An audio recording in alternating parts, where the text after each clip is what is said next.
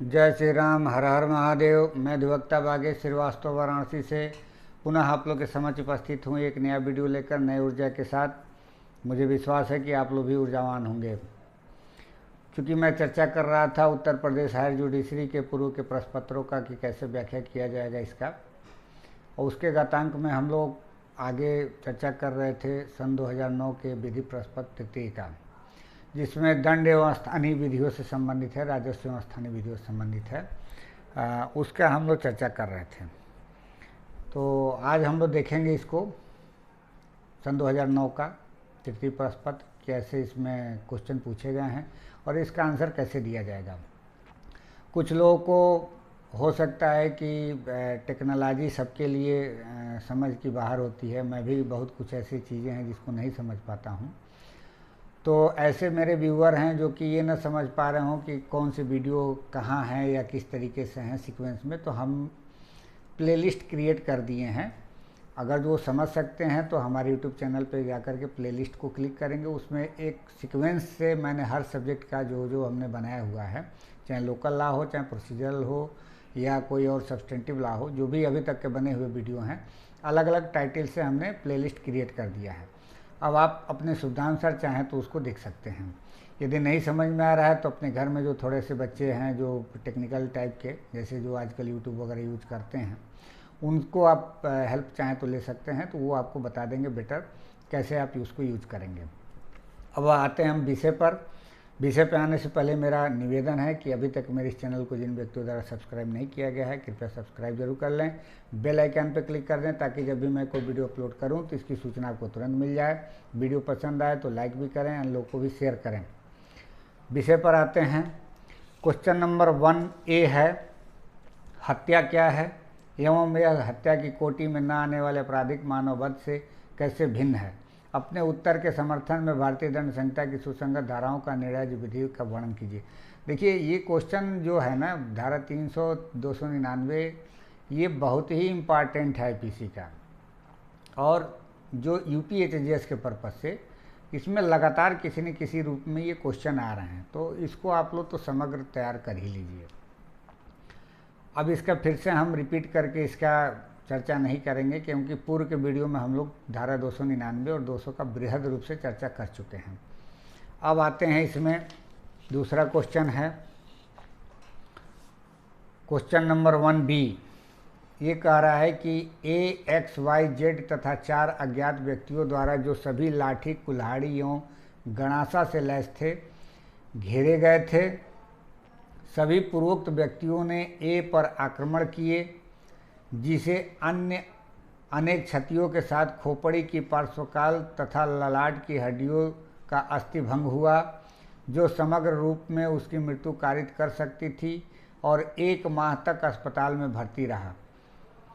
उन अपराधों को बताइए जो अभियुक्तों द्वारा कारित किए गए थे। अब देखिए, इसमें जो क्वेश्चन बनाया है इसका व्याख्या किया जा सकता है। इसमें कहीं से भी ये नहीं बताया है कि जो व्यक्ति थे, चारों पांचों व्यक्ति जो थे, उनका सामान्य आशय था। अगर जो सामान्य आशय शब्द का प्रयोग किया होता तब हम धारा 34 का वर्णन करते। इसमें कहीं से भी सामान्य आशय का शब्द का वर्णन नहीं किया गया है, तो इसलिए इसका उल्लेख नहीं किया जाएगा। अब दूसरा प्रॉब्लम जो इसका है कि आखिर फिर किस सेक्शन में जाएगा, तो ये धारा 141 को जब हम लोग पढ़ते हैं तो उसमें विधि विरुद्ध जमाव की बात कही गई है कि एक विधि विरुद्ध जमाव कैसे होता है। और विधि विरुद्ध जमाव जब वही हथियारों से लैस होकर के किया जाता है तो वो धारा 148 में आ जाता है, और जब कोई ऐसा क्रिमिनल इंटेंशन से कोई कार्य किया जाता है तो वो धारा 149 में वो सामान्य उद्देश्य को अगर जो अग्रसर करने में कोई कार्य किया जाता है तो 149 की लायबिलिटी बनती है। ये दोनों धाराएं भी ऑफेंसिव हैं, धारा 148 भी है और धारा 149 भी है। 34 कोई अपराध का स्वयं गठन नहीं करता है, वो एक दायित्व आरोपित करता है सारे अभियुक्तों के ऊपर कि वो सारे व्यक्ति, चाहे एक व्यक्ति के द्वारा भी कोई कार्य किया गया हो, वो अकेले ही माना जाएगा। इस केस में चूंकि ये बता रहा है कि उसके जो पार्श्व काल तथा ललाट की हड्डियां हैं वो अस्थिभंग हो गई हैं, यानी कि ये वाइटल पार्ट पर चोट किया गया है। और जब वाइटल पार्ट पर चोट किया जाता है और वह व्यक्ति बच जाता है तो फिर वो 307 की श्रेणी में आता है, क्योंकि वो सारे इंडिग्रेंट्स जो हैं धारा 300 के वो पूरे हो चुके रहते हैं। बस ये है कि उसकी मृत्यु नहीं होती है, मृत्यु के समतुल्य जितने भी कार्य हो सकते थे उसको पूरा कर दिया जाता है, परिणाम मृत्यु ना होकर के वो बच जाता है। तो इसमें जो व्याख्या है उस हिसाब से धारा 148, धारा 149 और धारा 307 के तहत ये दोषी होंगे पांचों व्यक्ति, और उनको जो है उसी प्रकार से दंड भी दिया जाएगा। अब 1B का जो सेकंड है, ये भी एक क्वेश्चन बना रहा है। ये 1B का फर्स्ट था। 1B का सेकंड कह रहा है कि X ब की हत्या करने के आशय से Y के साथ षड्यंत्र रचा, कारतूस सहित पिस्तौल खरीदा तथा वे दोनों रात में B के घर गए, परंतु वे फाटक पर स्वयं चौकीदार द्वारा पकड़े गए। उनके द्वारा कौन से अपराध यदि कोई हो कारित किया गया? उत्तर के समर्थन में कारण दीजिए। देखिए, अटेम्प्ट की श्रेणी में अभी भी ये अपराध नहीं आया है। तैयारी, हत्या की तैयारी दंडनीय नहीं होता है, लेकिन हत्या का जो षड्यंत्र होता है वो दंडनीय है। अब षड्यंत्र के बारे में जब हम लोग 120A पढ़ेंगे, धारा 120A IPC का, तो उसमें बताया गया है कि जबकि दो या दो से अधिक व्यक्ति कोई अवैध कार्य करते हैं या कोई ऐसा कार्य जो अवैध नहीं है, अवैध साधनों द्वारा करते हैं, तो वो षड्यंत्र कहे जाते हैं। कि मतलब आपराधिक षड्यंत्र के रूप में वो कहे जाते हैं कि उन्होंने आपराधिक षड्यंत्र किए हैं। अब इसमें जो प्रोविजो दिया है वो ये कहता है कि किसी अपराध को करने की सहमति के सिवाय कोई सहमति आपराधिक षड्यंत्र तब तक नहीं होगी जब तक कि सहमति के अलावा कोई कार्य उसके अनुसरण में उस सहमति के एक या अधिक पक्षकार द्वारा नहीं किया जाता है। तो अब देखिए, जो यहाँ सहमति बनी थी कि B की हत्या किया जाए, अब B की हत्या करने के लिए जो षड्यंत्र गया था उसमें Y के साथ X मिल करके उसने क्या किया कि कुछ सामान भी खरीदा, जैसे कारतूस, पिस्तौल, और उसके बाद वो गए भी। तो हत्या करने के अनुसरण में उसने, षड्यंत्र के अनुसरण में उसने कार्य भी किया, लेकिन हत्या यहाँ नहीं हुआ है, वो चौकीदार द्वारा पकड़े गए हैं। तो यहाँ पे सीधे सीधे 120B के तहत ये लाइबल होंगे और दंडनीय होंगे। अब इसके बाद फिर 2A क्वेश्चन है 1, कह रहा है कि M रास्ते में 5 व्यक्तियों A, B, X, Y and Z द्वारा रोका गया। वे सभी M को पीटना प्रारंभ किए। M क्षतिग्रस्त होकर जमीन पर गिर गया। बचकर भागते वक्त Z M का पर्स छीन ले गया। A और Z द्वारा कौन से अपराध कारित किए गए? भारतीय दंड संहिता की सुसंगत धाराओं के संदर्भ में व्याख्या कीजिए। देखिए, इस क्वेश्चन का देख रहे हैं हम, जितने भी क्वेश्चन बने हैं, क्वेश्चन में बहुत माइनर ऐसे बातों को छुपा करके बोला जा रहा है कि आप कंफ्यूज होकर के तुरंत जो है या तो डकैती में चले जाएं, या तो जो आप जो है लूट में चले जाएं, या आप हत्या से डकैती में चले जाएं। जो क्वेश्चन बन रहे हैं ये सिर्फ कंफ्यूज करने के लिए। जब आप क्वेश्चन को ध्यान से पढ़ेंगे तो उसमें जो उस क्वेश्चन का आशय है वो निकल करके आता है कि वो कहना क्या चाहता है। अब देखिए, इसमें कहीं से भी ये नहीं है कि जेड के पर्स को छीनने के लिए उसको पीटा जा रहा है। अगर जो इस तरीके का आशय रहता तो नो डाउट ये 5 से अधिक व्यक्ति हैं, A, B, X, Y and Z हैं, और 5 से अधिक व्यक्ति होने के नाते ये डकैती की श्रेणी में आ सकता था। लेकिन चूंकि यहाँ इंटेंशन पांचों का एक नहीं है, पांचों का इंटेंशन क्या है? पीटना। और जब पीटना इंटेंशन है और उसमें से एक व्यक्ति उन इंटेंशन के अलावा कोई कार्य करता है तो उसके लिए स्वयं वो लाइबल होता है, और वो फिर पांचों व्यक्ति उसके लिए लाइबल नहीं हो, क्योंकि उस कार्य के सीक्वेंस में वो कार्य नहीं होना चाहिए और उसका परिणाम नहीं निकलना चाहिए। जैसे मान लीजिए आप किसी के मार रहे हैं, 4 लोग मिल करके, कोई पैर पे मारा, कोई हाथ पे मारा, उसी में कोई एक व्यक्ति सर पे मार दिया, तो ये कार्य का सीक्वेंस क्या है? उसको मृत्यु कारित करना। यानी कि एक व्यक्ति भी यदि सर पे चोट कर रहा है तो ये माना जाएगा कि सारे व्यक्तियों द्वारा उसको मारा गया है। यहाँ क्या है कि सारे व्यक्तियों द्वारा मारा जा रहा है, लेकिन चोरी क्या एक व्यक्ति द्वारा किया जा रहा है, वो भी जब उठकर वो भाग रहा है तब। तो यहाँ पे क्या है कि इसकी लायबिलिटी ये बनेगी कि सारे अभियुक्त जो है धारा 325 के तहत दंडनीय होंगे, और एक जो व्यक्ति है जिसने उसको भागते वक्त जो है उसका पर्स चुरा लिया है पॉकेट से, वो धारा 379 के तहत लाइबल होगा।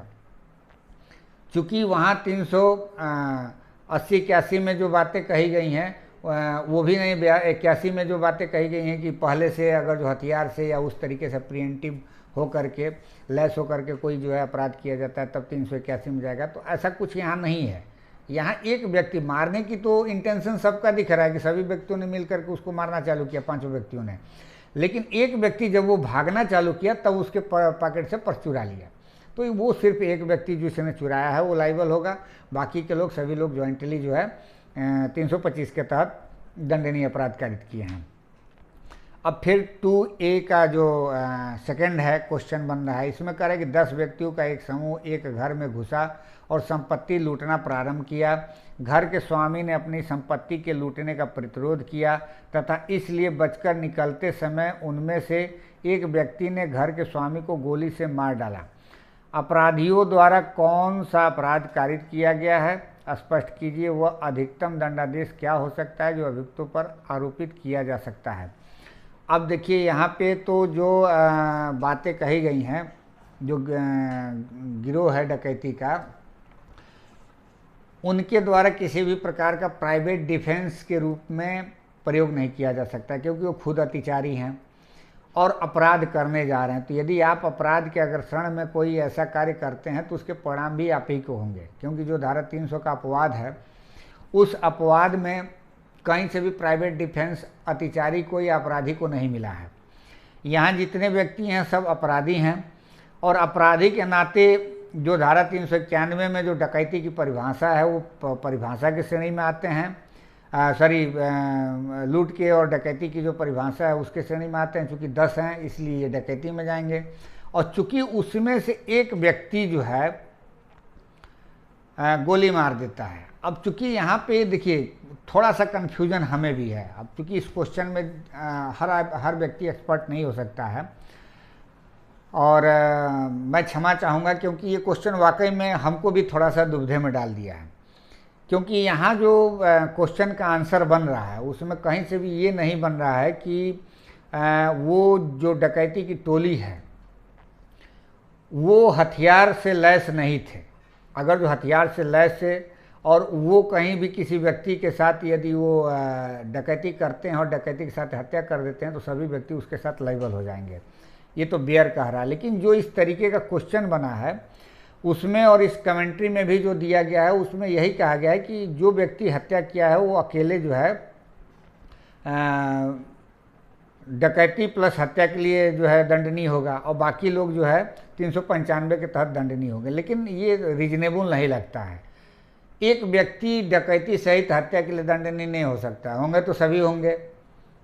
एक व्यक्ति कैसे हो सकता है? अगर एक व्यक्ति होगा तो कई केसेज में ऐसे कहे गए हैं कि फिर संख्या 4 हो जाएगी, तो फिर डकैती की श्रेणी में नहीं आएगा, इंडिविजुअल 302 की श्रेणी में चला जाएगा। तो यदि हत्या सहित डकैती की श्रेणी में यदि संख्या लाना है तो कम से कम 5 होना चाहिए, और जब 5 संख्या होगी तो सारे के सारे व्यक्ति उसी प्रकार से लायबल होंगे जिस प्रकार से एक व्यक्ति लायबल हुआ है। तो थोड़ा सा कन्फ्यूजन है हमारा इस क्वेश्चन पे। आप लोग एक बार अपने से देखिएगा या किसी अन्य विशेषज्ञ से राय लेने की कोशिश करिएगा। अब इसके बाद से फिर क्वेश्चन नंबर 2B का 1 है। ये कह रहा है कि ये मृत शरीर से आभूषणों को हटाता है जिसे उसने अपने पास रखा था, ये द्वारा कौन सा अपराध किया गया है। देखिए ये आप इसी की धारा 404 से जो है 404 से रिलेट करके क्वेश्चन है, और हूबहू वही क्वेश्चन का आंसर भी पूछ रहा है। धारा 404 में ही इसका आंसर छुपा हुआ है। 404 ये कह रहा है कि जो कोई किसी संपत्ति को यह जानते हुए कि ऐसी संपत्ति किसी व्यक्ति की मृत्यु के समय उस मृत व्यक्ति के कब्जे में थी और तब से किसी व्यक्ति के कब्जे में नहीं रही है, जो ऐसे कब्जे का वैधपूर्ण हकदार है, बेईमानी से दुर्विनियोग करेगा या अपने उपयोग में संपरिवर्तित कर लेगा, वह 3 वर्ष के कारावास से दंडित किया जाएगा और जुर्माने से भी दंडनीय होगा। और यदि वह अपराधी किसी ऐसे व्यक्ति की मृत्यु के समय लिपिक या सेवक के रूप में उसके द्वारा नियोजित था तो कारावास 7 वर्ष तक का हो सकेगा। तो अब चूंकि इस क्वेश्चन में ये कहीं से ये नहीं लिखा है कि वो उसका लिपिक है या सेवक है। क्वेश्चन केवल कह रहा है कि ये मृत शरीर से आभूषणों को हटाता है जिसे उसने अपने पास रखा था, ये द्वारा कौन सा अपराध कारित किया गया। तो ये पारा 1 का जो इसका बताता है धारा 404 का, तो उस हमारे हिसाब से उसमें आएगा कि ये 3 वर्ष के कारावास से दंडित किया जाएगा और जुर्माने से भी, जो कि न्यायालय द्वारा अधिरोपित किया जाए, तो उससे दंडनीय होगा। अब इसके बाद से आते हैं क्वेश्चन नंबर 2B2 पे। और देखिए इसमें क्वेश्चन बहुत बड़ा बड़ा है और इसको समझने की बात है। अगर तो क्वेश्चन आप समझ गए तो आंसर भी आप बढ़िया से दे लेंगे। अब ये क्वेश्चन कह रहा है कि A, B, C, D और E रात में गृह भेदन करते हैं। A एवं B गृह भेदन के उपकरण लिए थे, E और D चाकू लिए थे और E रिवॉल्वर लिया था। अब देखिए यहाँ सारे व्यक्ति जो है कहीं ना कहीं से कोई ब्लंट ऑब्जेक्ट्स लिया है, कोई हथियार लिया है और हथियार लेकर के गृह भेदन किए हैं। अब आगे क्वेश्चन बना रहा है, जैसे ही सी घर के निवासी सदस्य बलपूर्वक सोने की चीन छीना, एक घर का दूसरा निवासी सदस्य पी उस पर बंदूक ताना। पी द्वारा सी को शूट किए जाने से पहले ई द्वारा पी को मार दिया गया। सभी घुसपैठिए सोने की चैन एवं अन्य आभूषणों के साथ भागने लगे। घर के बाहर एक पड़ोसी यन डी को पकड़ने का प्रयास किया, लेकिन डी छुरा भोंककर उसकी हत्या कर दिया। उक्त पांचों के विरुद्ध किन अपराधों के लिए चार्ज विरचित किया जा सकेगा? पी की हत्या के मामले में प्राइवेट प्राधिकार के अधिकार का बचाव क्या संभव है? देखिए यहाँ 2 क्वेश्चन बना दिया। एक तो क्वेश्चन बनाया कि जो घर के व्यक्ति हैं उनके प्रति क्या अपराध बना। दूसरा इसमें क्वेश्चन बनाया कि जो पड़ोसी है विरोध किया गया उसके प्रति क्या अपराध बना। तो देखिए जब हम प्राइवेट डिफेंस की बात करते हैं तो उसमें एक बात कही गई है, धारा 96 को जब आप देखते हैं तो चाहे वो अपनी संपत्ति की हो या किसी अन्य की संपत्ति की या शरीर की हो, रक्षा करने का हर व्यक्ति का कर्तव्य होता है और प्राइवेट डिफेंस उसमें आप प्रयोग कर सकते हैं। तो अब यहाँ वो जो प्राइवेट डिफेंस था उसका भी था, जो पड़ोसी था, लेकिन उसके प्रयोग करने के पहले ही जो अत्याचारी थे उन सबों ने चाकू घोंप के उसको मार दिया, तो उनका तो डिफेंस नहीं था। फिर पहले क्वेश्चन पे यदि हम आते हैं तो यहाँ भी पहले वाले में डिफेंस नहीं है, चूँकि वो अत्याचारी हैं और वो लूट के प्रयोजन से ही गृह भेदन किए हैं, मैंने डकैती के प्रयोजन से ही गृह भेदन किए हैं। तो इस प्रकार से फिर वो लाइबल वही होंगे क्योंकि उनका कोई प्राइवेट डिफेंस नहीं है। हाँ, मालिक के घर में जो व्यक्ति थे उनका प्राइवेट डिफेंस बनता था, लेकिन जो अत्याचारी हैं, जो व्यक्ति लूट के पर्पज से आए हैं, डकैती के पर्पज से आए हैं, उनका कोई इसमें प्राइवेट डिफेंस नहीं बनता है। तो ये मेरे हिसाब से 456 आईपीसी के तहत जो है एक बनेगा, इनके ऊपर चार्ज फ्रेम किया जाएगा। दूसरा 457 आईपीसी के तहत होगा। फिर धारा 396 आईपीसी यानी कि हत्या से डकैती के ऊपर वो लगेगा, आरोप लगेगा और इनको दंडित किया जाएगा सारे अभियुक्तों को। तो इसमें कुछ बहुत इस तरीके का नहीं है, आप लोग इसका उस तरीके से उल्लेख कर सकते हैं, बस क्वेश्चन को माइन्यूटली समझने की ज़रूरत है। इसमें क्वेश्चन नंबर 3 है, इसमें ABCD 4 क्वेश्चन बने हैं। चारों क्वेश्चन बहुत ही इंपॉर्टेंट है और ये टोटल हमें लगता है कि ये पूरा जो है प्राइवेट डिफेंस और धारा 300 पर आधारित है कि क्या उसमें जो अपवाद मिले हैं उसको रिलेट करके ये क्वेश्चन बन रहा है। अब ए देखते हैं, तीसरा का ये करे कि एक कांस्टेबल ने अभियुक्त को गिरफ्तार करने का प्रयत्न किया जिससे उसने कांस्टेबल की जांघ पर नज़दीक से गोली चलाई, एतद द्वारा क्षति कारित किया और डॉक्टर की राय में प्रकृति के समान अनुक्रम में मृत्यु कारित करने के लिए पर्याप्त था। कांस्टेबल उसके द्वारा प्राप्त की गई क्षति के परिणाम स्वरूप मर गया। अभियुक्त किस अपराध का दोषी है, कारण दीजिए। अब 2 बातें यहाँ पे कंफ्यूज कर रहा है, एक तो डॉक्टर का ओपिनियन, दूसरा जांघ पर गोली चलाना। अगर जो जांघ पर किसी को गोली चलाई जा रही है तो वाइटल पार्ट नहीं है और हमें नहीं लगता है कि किसी को जांघ पर गोली चलाने से वो व्यक्ति मर सकता है। लेकिन चूंकि एक्सपर्ट ओपिनियन जो है डॉक्टर का है, मेडिकल रिपोर्ट में उसने एग्जामिन किया होगा और एग्जामिन में ये पाया गया होगा कि क्षति जो है इस तरीके की थी कि उससे प्रकृति के मामूली अनुक्रम में मृत्यु होना संभाव्य था और मृत्यु हो गया। तो फिर यहाँ पे सीधे सीधे हत्या के लिए ये लाइबल होंगे, क्योंकि जो कांस्टेबल है वो अपने ड्यूटी के दौरान, अपने कर्तव्य के दौरान कर्तव्य अपना कर रहा था, और उसको जो है, जो बेलिफ है, अभियुक्त है, अभियुक्त ने जो है गोली चला दिया है, और अभियुक्त को कोई राइट नहीं है। तो यहाँ पे वो सीधे सीधे हमारे हिसाब से हत्या की श्रेणी में जाएगा, क्योंकि धारा 300 के तीसरे खंड में आता है और इसका कोई अपवाद नहीं है इसमें।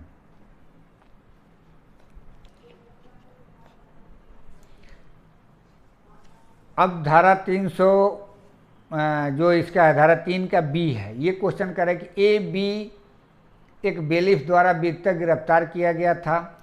ए गिरफ्तारी के द्वारा अचानक एवं हिंसात्मक आवेश में उत्तेजित हो जाता है एवं बी को मार डालता है। देखिए ये भी जो है क्वेश्चन ना धारा 300 के अपवाद ए के परंतुक में है कि जो सडनली प्रोवोकेशन की बात करता है, अचानक गंभीर और प्रकोपन में आकर के कोई व्यक्ति कार्य कर देता है, तो वो हत्या की श्रेणी में नहीं आता है, वो अपवादों की श्रेणी में आता है। लेकिन वहाँ पे प्रोविजो भी लगाया है कि ऐसे व्यक्ति के विरुद्ध नहीं जो कि खुद का लोक सेवक है और अपने कार्य का निर्वहन कर रहा है, या आप जो सडन और प्रोवोकेशन आया है, तुरंत अचानक और गंभीर प्रकोपन आया, वो खुद द्वारा इप्सित न हो, तो यहाँ ये उसको नहीं मिलेगा, डिफेंस के रूप में नहीं मिलेगा, और उस हिसाब से धारा 300 के तहत वो हत्या के लिए दंडनीय होगा, और उसके पश्चात इसको धारा 302 में पनिश किया जाएगा। अब इसका सी है, धारा क्वेश्चन नंबर 3 का सी, ये कह रहा है कि ए बी एवं सी धारा 302/34 के अधीन आरोपित हैं। ए के पास धारदार अस्त्र तथा दोनों बी और सी मृतक को भागकर पकड़े। यह बताइए कि क्या धारा 302-34 भारतीय दंड संहिता के अधीन बी और सी के विरुद्ध मामला बनता है। प्रत्येक ने कौन सा अपराध कारित किया है, बी और सी को क्या प्रतिरक्षा उपलब्ध होगी। तो देखिए ये इस क्वेश्चन का पूछने का उद्देश्य सीधे सीधे धारा 34 है कि 34 का वर्णन करिए, चूँकि इसमें पहले ही इस बात को लिख दिया है कि धारा 302/34 के तहत आरोपित किया गया था। तो ये कहना ही चाह रहा है क्वेश्चन कि आप धारा 34 का वर्णन करें, और ये क्वेश्चन भी इसी तरीके से है कि ये पूछना चाहता है कि 34 में क्या है। तो 34 में आप सीधे सीधे ये लिख दीजिए कि सामान्य आशय को अग्रसर करने में कोई कार्य किया जाता है तो प्रत्येक व्यक्ति उसी प्रकार दायी हैं जिस प्रकार से एक स्वयं उसने किया है, यानी कि ज्वाइंट लायबिलिटी भी बनती है और सेपरेट लायबिलिटी भी बनती है, इंडिविजुअल लायबिलिटी भी बनती है। उसका वर्णन कर दीजिए और इसके बाद ये अपना इसमें वर्णन कर दीजिए कि हाँ वो दोनों भी लायबल होंगे और दोनों भी उसी प्रकार दायी होंगे जिस प्रकार से उसको ए ने मारा था। तो इस तरीके से आप इसका आंसर पूरा कर सकते हैं। अब इसका तीसरा का डी है। क्वेश्चन कह रहा है कि ए बी के घर चोरी कारित करने के आशय से घुसा। बी और उसके परिवार के अन्य सदस्यों ने ए को चारों तरफ से घेर लिया तथा लाठी से आक्रमण किया। जीवन को खतरे में पाकर ए ने रिवॉल्वर निकाला और बी की हत्या कारित करने के लिए गोली चलाया। क्या ए भारतीय दंड संहिता की धारा 302 के अधीन हत्या का दोषी है? तो जी हाँ। पहले तो ये इसको प्राइवेट डिफेंस का राइट नहीं है। राइट में भी ये कहा गया कि आप उतना ही बल का प्रयोग करेंगे जितना कि आपको बचने के लिए आवश्यक हो, या लोक सेवक का यदि आप प्रयोग कर सकते हैं, मैंने सहायता ले सकते हैं तो आप लोक सेवक का सहायता लेंगे प्रथम दृष्टिया। यदि नहीं ले सकते हैं तो आप उतना ही बल का प्रयोग करेंगे जितना बल की ज़रूरत है आपको बचने के लिए। यहाँ क्या है, वो चाहता तो फायरिंग करके भाग भी सकता था, लेकिन वो भागने के बजाय उसने मृत्यु कारित कर दिया। अब चलते हैं धारा 300 में। धारा 300 में भी यही बात है कि यदि आप प्राइवेट डिफेंस का अतिलंघन करते हुए कोई मृत्यु कारित कर देते हैं तो वो अपवादों की श्रेणी में नहीं आएगा, अपवादों की श्रेणी में आएगा। लेकिन यहाँ पे क्या है, वो प्राइवेट डिफेंस उसका नहीं बनता है। प्राइवेट डिफेंस मकान मालिकों का बनता था, क्योंकि चोरी की संपत्ति उनकी हो रही थी, चोरी हो रही थी उनकी संपत्ति का। तो यहाँ पे सीधे सीधे मेरे हिसाब से धारा 300 के तहत ये लायबल होंगे और ये पनिश किए जाएंगे।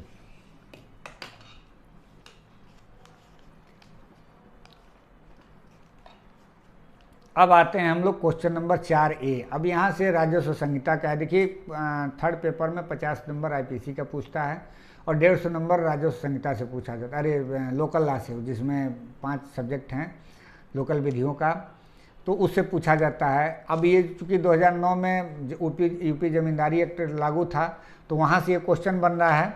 लेकिन आंसर हमको अब भू राजस्व संहिता के माध्यम से देना होगा। अब जैसे इसमें कह रहा है कि उत्तर प्रदेश जमींदारी उन्मूलन एवं भूमि सुधार अधिनियम 1950 के सुसंगत प्रावधानों को निर्दिष्ट करते हुए भूधृति धारक को वर्गीकृत एवं परिभाषित कीजिए।